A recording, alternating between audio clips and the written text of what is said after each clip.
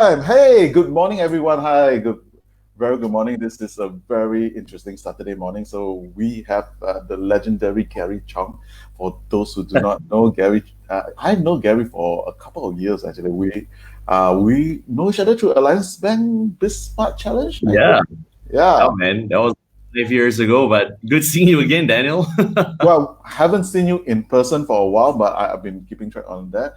Gary Chong is an amazing filmmaker, and what who better to bring in this time where people are consuming content like crazy because content consumption has jumped up by 70%, and Wow. it's just everyone's stuck at home, everyone's consuming content, and what better time to be a content creator than this? So I'm very privileged to actually get Gary Chong. Gary has done a lot of stuff like from TV advertisements to covering events and so on. And I think one of the things that we talk about is like content is so important over here. But let's hear from Gary what are some of the stuff that you've been doing on your whole experience, because I can go on and on and on. But yeah. Okay, thanks, Daniel. Hi, guys. My name is Gary Chong. I am a filmmaker. I run a commercial production house called Gary Chong Studios. I've been running that for about 10 years. Then, on the other hand, also I've been dabbling in academia. So, I've been a lecturer at Taylor's Lakeside University, teaching film communications and advertising for about 9 to 10 years also.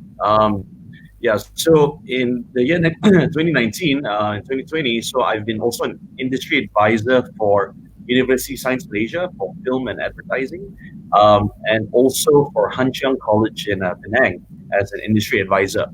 But actually, it's quite serendipitous because end of last year, I started a separate business venture called the Microfilm Academy, which is a total different side of the spectrum of what my Gary Chong Studios filmmaking endeavors were actually going towards. That was to serve a lot of corporates, a lot of MNCs. So we did commercials, full-on campaigns, whatever you might imagine a creative agency doing in terms of a video spectrum, that was that. But you know what? There were some things which happened as we grow a little bit older, pre-MCO, which kind of opened my eyes to things. So I'm just gonna maybe Daniel, is it okay? I just tell a little bit of a story, also it's good Sure, to kind of warm up on planning. go ahead, go Yeah. ahead. So now that I'm a bit older in age, obviously, I don't have a kid yet, but I have a Oh, nephew. dude, you're not that old. Like we are about the same age. Please don't say I'm scared. Well, you got to come from a point of yeah. So okay. Anyway, so yeah. So I have a nephew, and you know what? Every time he visits my house or we're out together, he keeps taking his handphone and he's just watching Peppa Pig or like Paw Patrol, and it became something where every time I see him, I associate him with just consuming content on his phone. And the thing is, what happened was that I realized, hey, wait a minute. And I looked up and I saw that everybody in a restaurant, all their kids are just consuming content on their phone. I know a lot of you resonate with it. A lot of you children, a lot of you who eat in restaurants and cafes, wherever you might be in a public space or even at home, children just take a phone and they just consume it to no end. Yeah. And to me, it was a bit strange because I'm like, okay, I know it's a consumption device, but yet at the same time, Apple, Samsung, they're pouring in millions of advertising dollars, right, to tell you that, hey, your phones are actually creation devices, not just consumption devices. And at that same moment, it was interesting because Netflix released a film called High Flying Bird. Okay, it was directed by Steven Soderbergh, and I watched the entire thing. And after that, I was blown away because the entire film was shot on an iPhone 8. Guys, it is not an iPhone X or iPhone XS or iPhone 11. It was an old iPhone 8. Every single frame of that film was shot on an iPhone 8. And Steven Soderbergh, who was the director for Ocean's 11, he famously said that he took a flight from Miami to LA, and in that flight, he actually cut the offline edit on his MacBook Pro, okay, for that feature film. And to me, it was a sign. I mean, yes, sorry, Daniel. Yeah. No, because I want to interrupt a bit, just for our audience who do not know what offline edit is. Okay, Uh, sure. yeah, just because I'm sure there's a lot of people who are uh, going to be content creators over this time, and like Maverick Yeah, said, like if you're not, if you're consuming content, you better be creating content. So, yeah. what is offline edit? So an offline edit basically is the stage of editing where you take the raw footage which you have shot and put it together in a timeline. If you have iMovie or Windows Movie Maker and you assemble any kind of shots, shot A, shot B, shot C together and put it together in a sequence, that is offline editing in a nutshell. Okay? Yeah. So then Thanks. he continued on, and then I watched the behind the scenes, and it's not something which is really new, because since 2015, smartphone filmmaking has been around, but yet I feel like if there was a curve, this is where the pinnacle hits.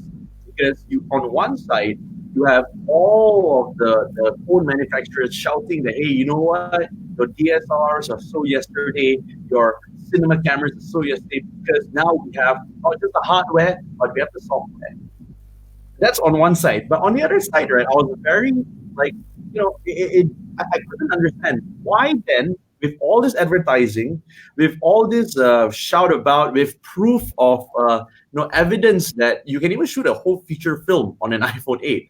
Yet at the same time, right, not just our children are still becoming consumers and not creators. But Yeah. then I had a chat with a lot of SMEs and business owner friends. And I was like, okay, you know what? Maybe they're children. So let's put them aside for a while. What about you guys? What about businesses? Each and every single one of you, you have a phone. You have a phone in your pocket. And yet at the same time, right, all of you are struggling with coming up with content. And let me give you a few scenarios which I have talked to a lot of people, and a lot of them come with the same exact scenarios. Okay, first it starts like this: do you guys need a video? Everybody will go like, yes, we do need a video. Great. How then can you get a video? And then you will go this. Um, okay, we have very limited budgets, so we're not sure how to go about it. Okay, great. How would you normally go about it? You know what? Okay, if we have a lot of budget, we're gonna hire an agency, and then that agency is gonna give us a vendor, and we're gonna do a 360 campaign, and therefore we're gonna hire Gary Chong Studios, and therefore that's how the video is gonna come out. Great, wonderful. For those, the minority of you who actually can do that, brilliant. Thank you so much for your patronage and business, and yeah, we will definitely have a good relationship. But what about the majority of the market, Yeah. where you have that budget, right, to actually blow on a full advertising campaign, which can rack you up to 500, 600, a million ringgit? So why not you actually, then they'll actually say this, oh, you know what? I'm going to get a freelancer. I'm going to get a cheap freelancer who probably just came out of university. It's a win-win scenario, isn't it? Like, I scratch his back, he scratches my back, we both win. Now, this is the problem. Number one, let's just say you pay 2,000 ringgit or 3,000 ringgit for a new freelancer to actually do it for you, right? That video. First things first, the footage is limited because obviously it's going to be a 1 day, 2 day shoot max, right? Number two, Yeah. you know what? The video is going to come out a bit later because it takes 2 weeks for that freelancer to edit it because he has other projects on his plate. And you can be hounding him and calling him like, hey, can we get it out yesterday? And he's going I, to go I like, I know a sorry? lot of entrepreneurs have that frustration because like every single time it's like, oh, I don't have much budget. Can you recommend someone? Then I said yes, but yeah, these are all freelancers, and they'll be like, oh my god, the videos haven't come out. It's like it's supposed to come out this time, but like, it's still delay, and that's a totally valid frustration that a lot of people have. Exactly. And it doesn't even end there, Daniel. What happens then, right, is that the video comes out. And you know what? You're so proud of it. But then yet you have a few changes here and there. So you start bickering with the freelancer. And the freelancer goes like, no, but this is all the budget. We can't do anything more. But you go like, but no, you kind of, you didn't understand this is what, up, up, up, up, up, up, up, up, up, up. And after that, right, guess what? Your magnum opus, the video which your blood, sweat, tears, and wallet actually went into it, comes out. What do? You upload it on your website, on social media, on wherever you want to upload it. 2 days later, it drowns in a sea of 1,000 new videos which comes out. And now you only have a few, okay, a few hundred views is actually quite brilliant in that sense. Yeah. But you then have actually spent some budget. Now, what happens next, right, is that you become smarter. You realize that maybe I should join a network, a group of different entrepreneurs, and maybe tell other videographers, freelancers, whatever not, that why don't we collaborate? Or can you do me a favor? And after that, blah blah blah. And these type of interactions are very normal, correct? Yeah. So then what happens is that freelancer helps you out. The same thing happens again, like what we just talked about previously, and your video comes out. Now, for 2 videos, right, you have now lost a lot of hair. You have, kind of destroyed or broken friendships or relationships. And that's just how the industry kind of works for a lot of SMEs who don't have budgets to burn in terms of advertising. So, but my question was like, wait a minute, remember you all had your phones. And if you turn it around, you have 3 lenses, you have this now is a freaking computer, man. Let's not just talk about shooting it, you can talk about editing it or even writing that script in one single device. So then it became like an eureka moment. And the eureka moment was like, wait a minute. And I have been a film lecturer for 10 years. So why not just combine this and to the market of the children, which is one division of my MFA program, and SMEs, which is the second division, and then empower every SME out there so that you can produce an unlimited amount of videos anytime, anywhere. You have 365 days a year, guys. That's 365 videos that you can produce if you shoot one daily. So yeah, I feel like the hardware and software is there, but what's missing is the education component. So that's where the MFA comes in. And I feel, especially in this MCO, post COVID-19 world that we're gonna have, the new norm. Like what we were discussing just now, Daniel. There's gonna be new normals, right? Yeah. And it's that new norm is gonna be just so challenging towards the depth. But with challenges, I truly believe that it's a massive opportunity.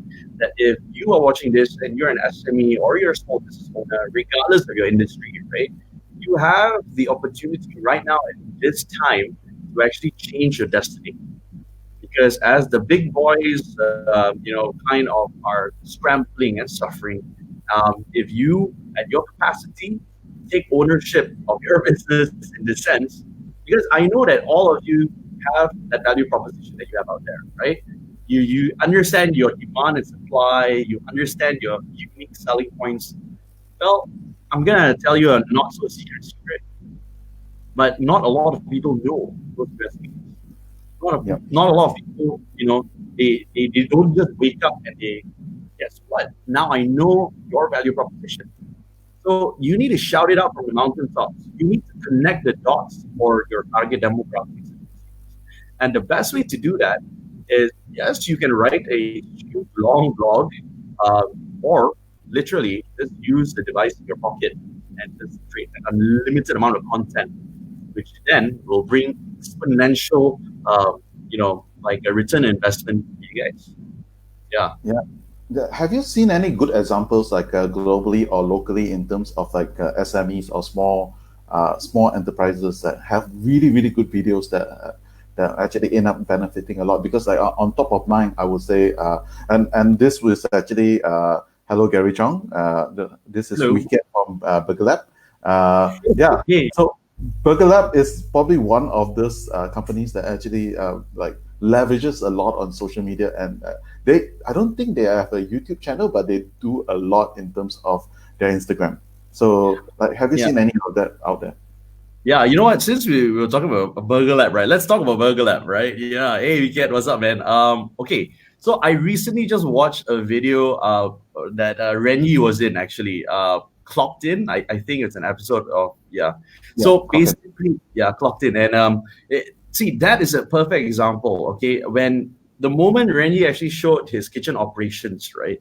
Okay, let's break it up to two sides, okay? External communications and internal communications. I So, just want to backtrack a bit. yeah, Clock In is basically a series by the folks at Vulcan Post, basically on how people operate. And I think the episode where Renyi is in is how Burger Lab is operating during the whole MCO. correct. Yes. How Burger Lab's operating within the whole MCO. Let's use that as a case study as of now, right? Yeah. So we break it up to external communications and internal communications. For external communications, okay, what that has achieved is showing that you know what you run Burger Lab has run a really tight kitchen. In terms of their staff morale, how they actually use the mantra and all that. See, even for a non-Burger Lab, partner or guy, I get that. I understand the USPs, I understand the value propositions. And the thing is that, how was it shot? It was basically Rennie just taking, I think most probably it was his phone and with a frontal camera and just walking as a vlog style. But because it was curated in a sense where it could pass off as a TV show, there's a lot of value proposition there. Now, might I then just say, with that same phone that he was using, the internal communications could also be tapped in. Now, what is internal communication? Or if you're an F&B owner, okay, my wife owns Maria's Steak Cafe. Okay, so she is in F&B, and one of the reasons why I thought about MFA in SME also with my partners Adrian and Joel was because of understanding the pain points.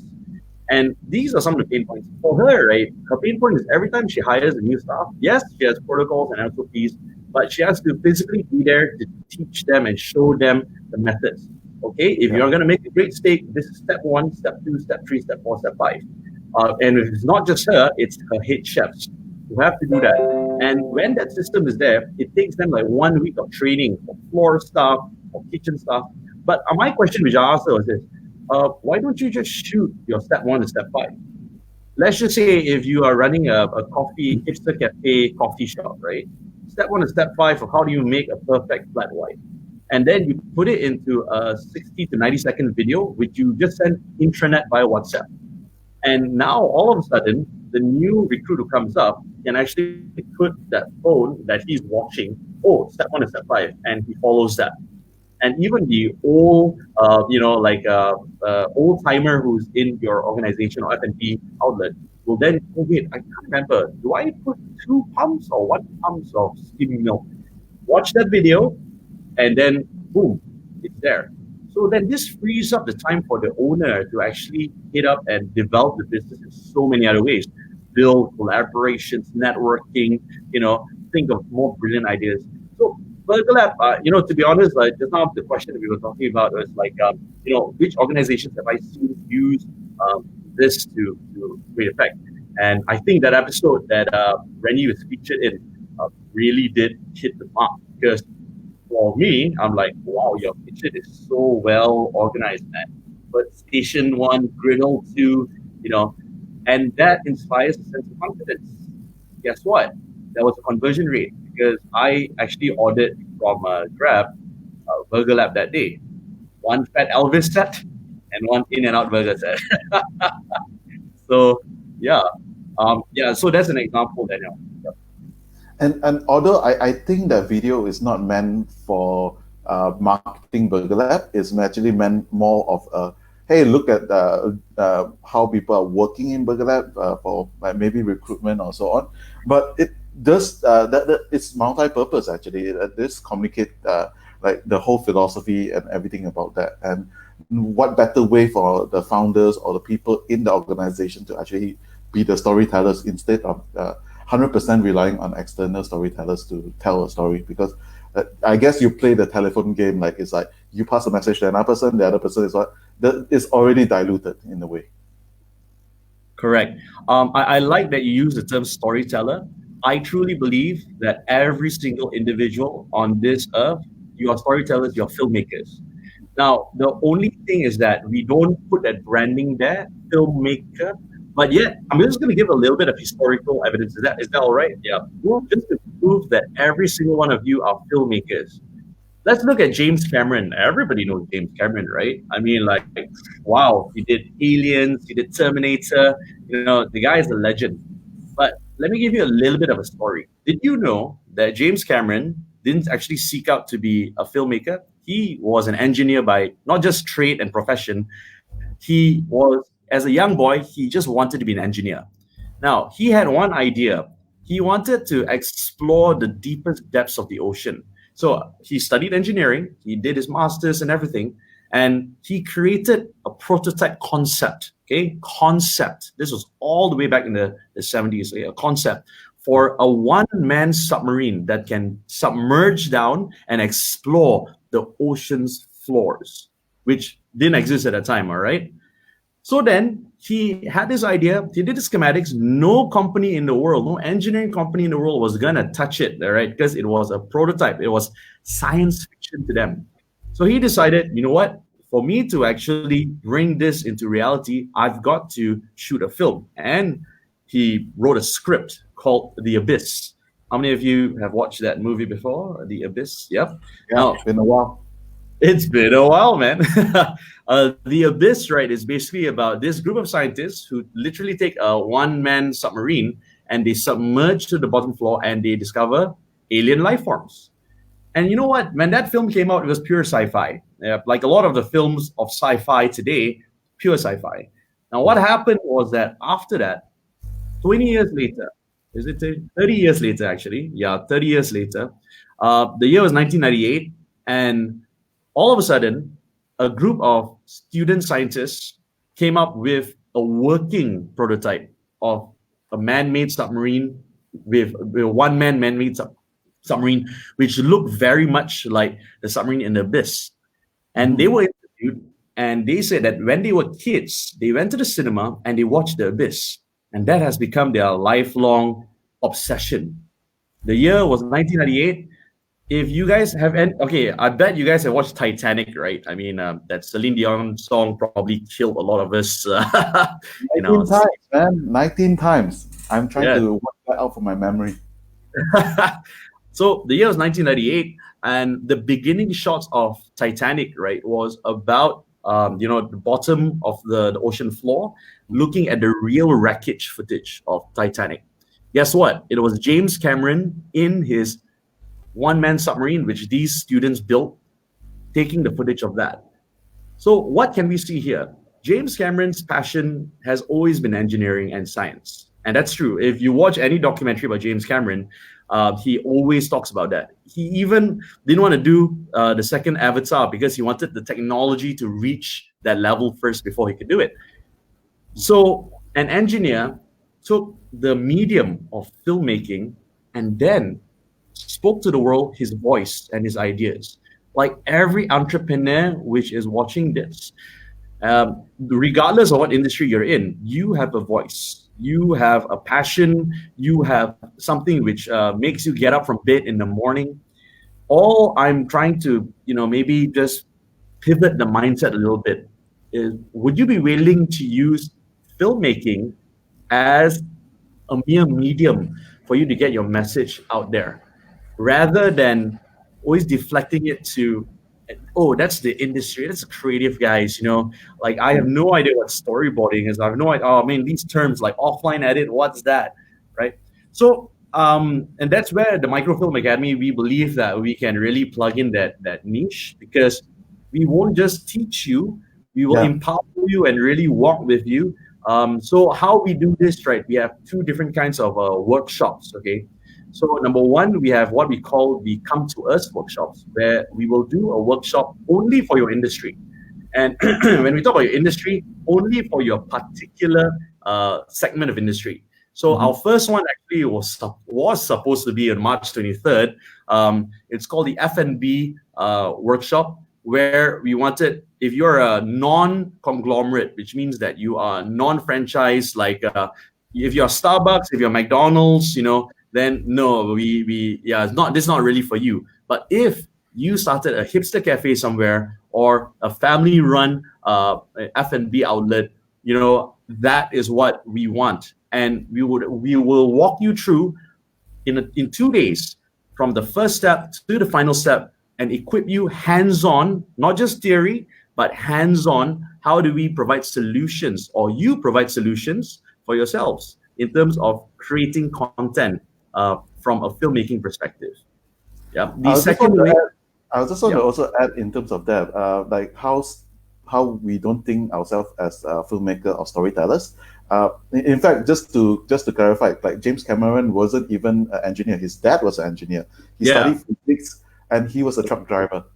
Yes, correct. Yes. Yeah. Yeah. So so what are the things that what like before we go into the next one, like what are the things that like because there is definitely a lot of F&B entrepreneurs over there, like what are the things that the F&B entrepreneurs can do now, like physically just with their phone basically. Okay, so number one, right? Okay, right now you have a lot of operations. Okay, and when I say this, right, because my wife, like I said, Maria Steak Cafe owner, right? So she went through a massive exercise recently where if you know Maria Steak Cafe or any steak cafe or steak house for that matter, you would know that steak is a very dine-in situation. Yeah. Yeah. So what she did, however, she realized that, you know what, she needs to actually jump on the e-commerce trade. So number one, right? Okay, jumping on an e-commerce platform. But this is the thing: you jump on the e-commerce platform, you can post it on your Facebook and your social media. But yeah, how will people actually know? So number one, creating videos, right, of telling people of your new business direction. So if it's e-commerce, great. So what is it about e-commerce? What are the steps? And that's external communications right there. But then also there's the other side of the coin, where it's internal, because obviously, in order to shift your entire line of operations on the back end, you Yeah. have to communicate extensively all the way from floor staff to kitchen staff, and everybody. So creating a series of videos, it doesn't have to be polished. It just has to be understandable. What is the new steps of, okay, for example, shooting a simple 30-second video from kitchen staff. Once you have your food ready, how do you pass it over to the rider who's going to come for delivery? What are the SOPs that you, as the business owner of an F&B outlet, has set in stone? Now, obviously, the other way to do it is you pass it down to another supervisor, and supervisor passes it to another supervisor, and the supervisor then has to stand there and just like make sure that this is being done. That could be a way, but why would you want to go through 4 steps when you can just do 1 step? And that's what we're talking about here. Number two is this: why don't you get your customers to actually shoot a few testimonial videos for you? If they love your if they love your stall, if they just love you in general, they would have no qualm of just getting on their front facing camera of their phone and just saying 2 lines or 3 lines of how they love your product. And then that testimonial video becomes content for your social media feeds, becomes content for things that you want to actually boost out on Facebook or LinkedIn or also Instagram. So there's just so many things that can be done. There are even infographic makers, programs right now in your phones, which you can actually download, of which then in 15 seconds, you can shout out the new daily promo that you might have. Like a shameless plug for Maria's Steak Cafe today. There's a 4 promotion, 40% off. Seriously, it wasn't supposed to be a plug, but I was actually going through to try to look for example, and I saw it. I'm like, should I order steak today? Aha. Yeah, but so since we were talking about F&B, right? I mean, that is an example of what can actually be done. I think we limit ourselves to saying, oh, let's just do a poster, let's just do a graphic design thing. I think it's very limiting because, like you said, Daniel, video consumption has increased by 70%. Even on Facebook right now, when you swipe right, there's a whole watch, video tab. I mean, I don't remember when did that come up, yeah, or was it, yeah, So or so was you that sorry. So I don't because like Facebook been doing a lot of video, but I think we will talk about platforms later like TikTok or yeah, Instagram or I think you will be giving some tips on terms of those kind of video because those are like the title for this thing is microfilming because like those are yeah, like yes, 3 second, 5 second videos are so yeah, different. So yeah. yeah, sorry, you were talking earlier before I interrupted you. You were talking about your second type of class or the type of lessons that you teach. Yeah, it's a go to you workshop. We call them the go to you workshops. So now we understand, right, that if we were to, put a broad come to us workshop, obviously it's going to help everybody out here. But the thing is that the go to you workshops, right? Why is that? Why are they important? They're important because you have a industry secret or you have a trade secret that you don't want to share to anybody, right? Not just you. You don't want to just send one individual or you yourself come. Maybe you want us to come and look at all 30 of your staff, for example, or if your organization has 50 staff, will come for 1 week. We will actually analyze your entire process, okay, from your starting front end to your back end to everything in between. And from here, we will actually craft out maybe 5 to 10 templates of videos that you can actually use for your external and internal communications. It's highly customized to your specific needs. Okay. And at the end of that, what comes out is that we want to actually help you create your signature style of content video making.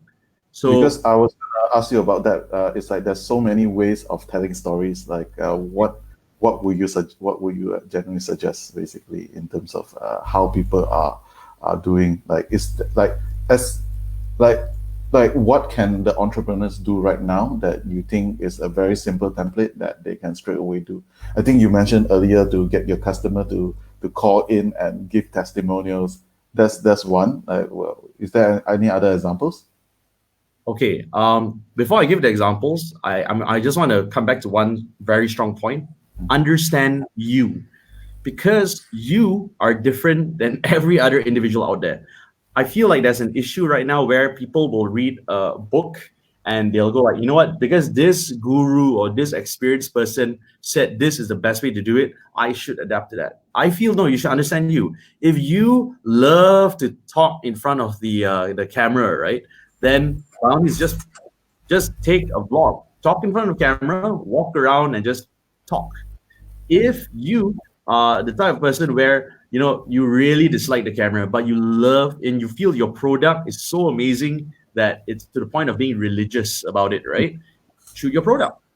Shoot a slow-mo video of just the syrup dropping onto the waffle, and then basically you just get whoever's in the house with you during this MCO to just bite on it in slow motion, and yep. Yeah. I will give a tip, and this is an industrial secret, and do not use syrup on waffle. Use lubricant. It looks a lot better. Yes, if you're filming it, professional shoot, don't eat it. Like, just do that, because I Yes. for one of our clients, we actually spend a lot of time to build up some of the food shots that are, so they are food shots but not food. True, but also to add on to that, Daniel, you gotta have quite good lighting for that lubricant to look great. Yeah. For it to glisten. Yeah. So if you, for those of you out there, yeah. So this is kind of a professional industry tip for food shots. If you're gonna put lubricant, which makes everything look more delicious, but you need really good lighting to do a backlight shot. If not, it's just gonna look like droopy and slimy. Yeah. So Yeah, but that's okay, that's the but that's yeah, the one with the nice pour and the nice viscous oil. yes, yes, definitely. Yeah. So you're asking for examples. To really understand you. If you like talking to the camera, do it. If you like shooting product, do it. If we are afraid of the camera whatsoever, well, then get somebody to be a talent, do a short narrative, do a PSA. Right now, trend. There are 1,001 things which if, I can give you as examples for you to actually do. But once again, the whole point here is, really you need to understand who you are as a person and as a I filmmaker. So basically, you also need to understand. I think your point is like understand your style, understand your brand, your own branding, and what works for it, and also understand like what your consumer would want to consume. So if it's again like if there are stuff that resonates a lot with your consumer, that is something that you should also focus on. And Yes. and do Sorry, you go on. do no? And do you do a lot of like so let's jump into platforms. Actually, let's jump into tools and platform. Yeah, the most basic tool now is a phone. Just basically right here a phone. Uh, what else do they need? Like MCO, I don't have much stuff. Like what are the basic thing that they should take note? Like you mentioned lighting, and you mentioned like backlit and all those stuff. Like I don't have that now. So what can I do? You literally just need your phone. I think this is the grand misconception. People, okay, it's not just people in general, it's even in my industry. We feel that you need to have the greatest cameras, the greatest lighting, the greatest, technical tools in order to get the story out there. I Yeah. think that's the greatest myth out there. Tap a little bit into history. The French New Wave was a movement in France. When France just came out of the Second World War, there was a great economic depression. Maybe this is a little bit tying into its post COVID-19 world also. So they had not just no money, but interesting fact and point. What was used for film reel is this component called shellac, and Okay. basically that was used and confiscated by the French government to be made into bullets and bombs. Okay, weapons of war. So after the war was declared over, there was the price of one film reel was so expensive. And then you had these filmmakers who were like, you know what, we don't have the budgets, we can't even like eat, but we love film. So what they did was that they devised very fantastic ideas of how to shoot. For example, instead of hiring a dolly and a track, they put a camera on a tripod on a truck, and as the truck moved, it emulated the dolly and track. Um, One famous film by Jean-Luc Godard, okay, which is called Breathless. There's one Mhm. scene in the Champs-Élysées where it's a very famous part of Paris. Very expensive to get permission to shoot that. So what he did, he put his camera in a bowling bag and cut a small hole in the bowling bag and recorded all in one take. Okay, Oh wow. um, so ideas, I feel human beings, we have the tenacity to not just be creative, but pursue our passions.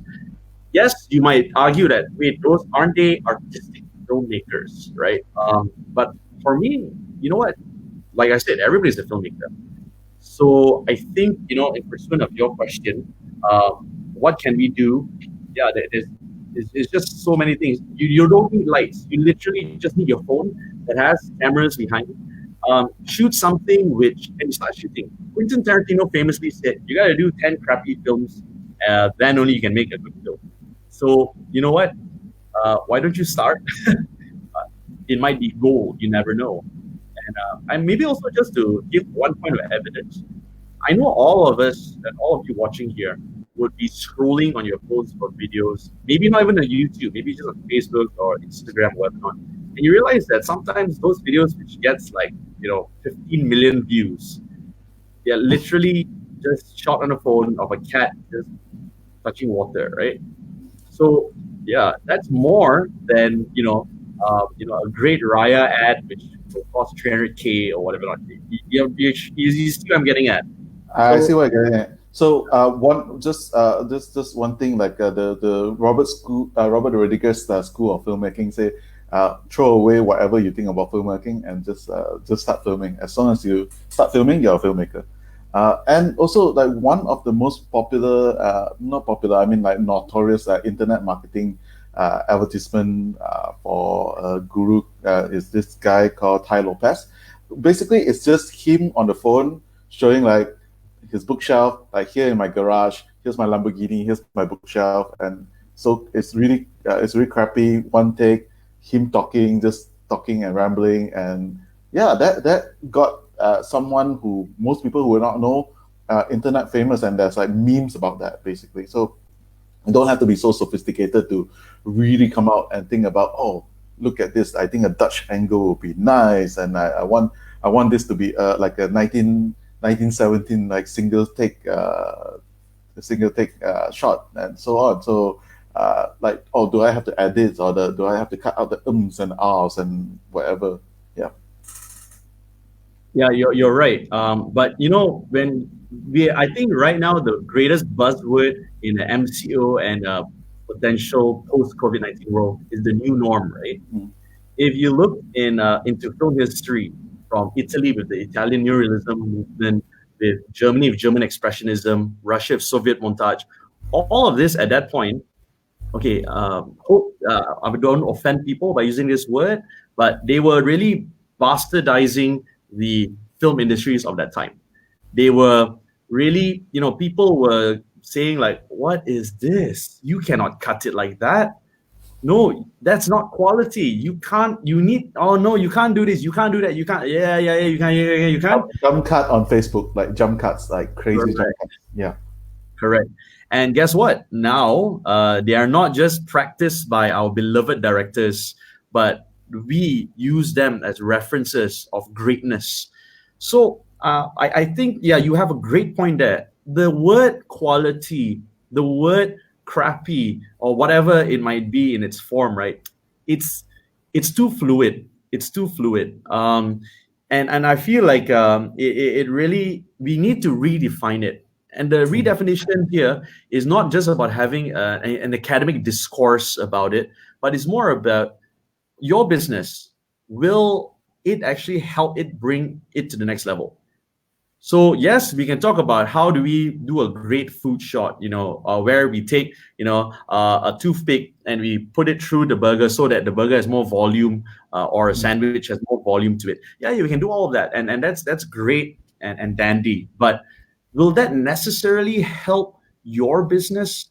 You know, hard to say, because once again, it's for every individual business, you have your own USPs, and you have your own value propositions. So I truly believe understanding you as a businessman, as an entrepreneur, as a SME owner, right, is very important for you to carve out your signature style. Yeah. I do believe in the mantra that in where people usually think that with innovation you need like free open sky to innovate, but constraint is the mother of all invention. Whatever that constrains you, generally that will be that, like, we are all constrained in a way during this time. So there's a lot of opportunity for you to experiment and learn. So let's jump into platforms. Let's jump into the different trends, like what we saw TikTok's been blowing up. Yeah, we have a question for you, but we'll go that later. Uh, so, like TikTok, Instagram, YouTube, should entrepreneur do everything or just focus on one? Like, what will be your advice?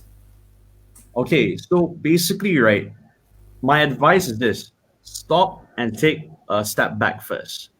Roadmap your entire strategy. Remember, I said the first thing was to understand you. You really need to understand you, because if you're not gonna be a TikToker where you're willing to do like a funny dance or all that stuff, right? It's okay. It's okay. If anybody tells you otherwise, you tell that person, why don't you go and do TikTok? Let me do what I need to do. And if you fail, it's fine. At least now you have learned something, that this wasn't the best way to do it. Mhm. So I would say it's a very industry, advertising industry thing, but roadmap the thing out first. Yeah. Then when you roadmap the thing out, put option one, option two, option three. You just try it. Ladies and gentlemen, we have about Yeah, how many days? Gary, the very very famous Gary V. Oh, we lost. Sorry.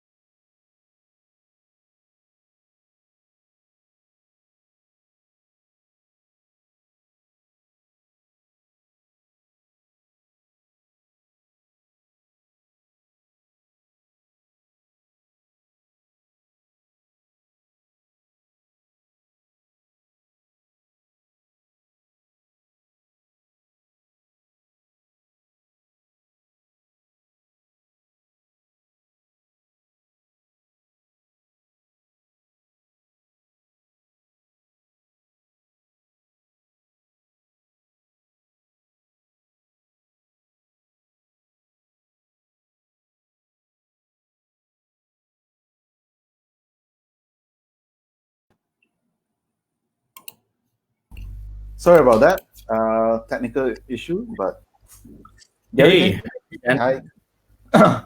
Yeah, I was doing yeah, a lot of sorry, stupid stuff you were over talking here. about Gary V. Yeah. Yeah, so the legendary Gary Vee famously say, be at every platform, but then behind the scene, there's a whole team of people behind Gary Vee who is posting at every single platform. He's not at every platform posting. He, but if you can go to that level, that is something to it's a roadmap to work towards, and really appreciate that advice because like focus on something because as entrepreneurs, especially small business owner, you have limited resources, you have limited time. You cannot go and like post on YouTube and Facebook and Twitter and Instagram. And I mean, there are tools out there to help you to do that, but you probably also need to cater the content based on that because whatever you post on YouTube is not TikTok friendly or maybe vice versa. Yeah. Yep. You're definitely right. So once you have a roadmap, to be honest, right, I do know some entrepreneurs or some businesses who don't even play the social media game, but yet at the same time, or they're not visible on the social media game, but at the same time, they are true pillars of branding. Yeah. So I feel like we need to open up our mindsets from a small circle, right, into saying that, you know what am I capable and what do I love doing? And that really will be an engine which maybe other people will then go like, hey, you know what? And that person did that. It was totally opposite of what Gary Vee did, but yet there's still so much success in that. Yeah. So yeah. Yeah, that's really good advice. So we have the question of so this is a Wicket from my Burger Lab. I have a question for Gary. What kind of mindset should one have when they start doing video to have them keep trying? I think you answered that because some people like me not confident with our output and keep trying a few times. I think so. This is more of Yeah. dealing with failure. Yeah. Yeah. So I think I kind of answered this in another way just now. So determine what you are good at. So that at the same time, right, that you actually have come onto the video platform. Okay. So if you're gonna not shoot yourself, it's fine. Shoot your product. Tell a story in another way. Some people don't even want to speak, right? And that's fine. Can you draw? Can you then draw connect the dots for your audience? Why should they actually be engaging in your product or service? And Yep. that eureka moment which is inside of you because you woke up one day and decided to start your organization, that is what other people need to understand too. Because I think the problem that we all have is that we assume a lot. Yeah, human beings like to assume, like, but no, it's like that, right? Oh, it's not like that, man. Right? How this one also you don't know?